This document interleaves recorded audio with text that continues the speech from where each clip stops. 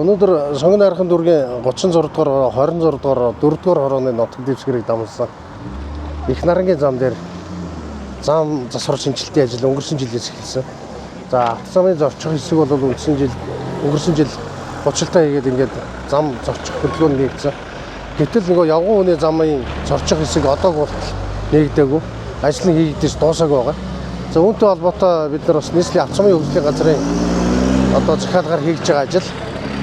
За Eco-Evs гэж компани энэ дээр гүйцэтгэл хийж байгаа юм байна. За энэ компани удирдлагуудтай бас газар дээр нь олж байна. За мөн энэ явган замын тараастай холбоотой Баткомплекс гэж компани өнгөрсөн 2022 онд хийгдсэн энэ бохирос зайлуулах шугамын ажил энд бас давхар хийгдсэн замын тараастай давхцсан юм байна.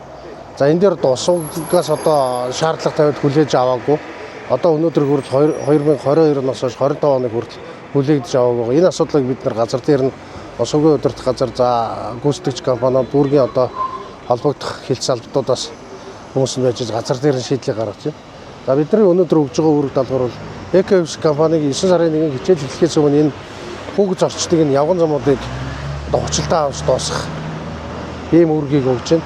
За мөн 2 дугаар 9 сарын 15 гэхэд энэ Баткомплекс компаниг энэ хийгдсэн шугам сүлжээнийхээ ажлын одоо эвдрэл гэмтэл бүрэн бүтэн байдлыг хангаж усуугт одоо хүлээлгэж өгөх ийм арга хэмжээг урдсан байдлаар бид нар ярилцаж өвчлцөөд шийдэлд хүрлээ. За мөн энэ ажил хийгдэж байгаатай холбоотой бас та бүхэн хардаг авах энэ гэрэлтүүлгийн шонгуудаар байгаа кабелийн асуудлуудыг бас зэгцлэх шаардлага байгаа. Яг тэгэхээр одоо яг энэ тараас бас энэ явган хүний замын тараас энэ явган замын тараас нь гэрэлтүүлгийн шонгууд бас өвтөд байгаа. Энийг бас бид нар зайлшгүй ингээд зайлуулах, шилжүүлэх шаардлага байна. Гэтэл одоо өнөөдөр энэ шонгийн орой дээр ихэд 14-5 одоо кабелууд зүйлттэй байж байна. Энэ кабелуудыг одоо бас холбогдох байгууллагууд нь хэлж авахуулах ажлыг бас эх 7 хоногийн хугацаанд зохион байгуулахаар төлөвлөө явж байна.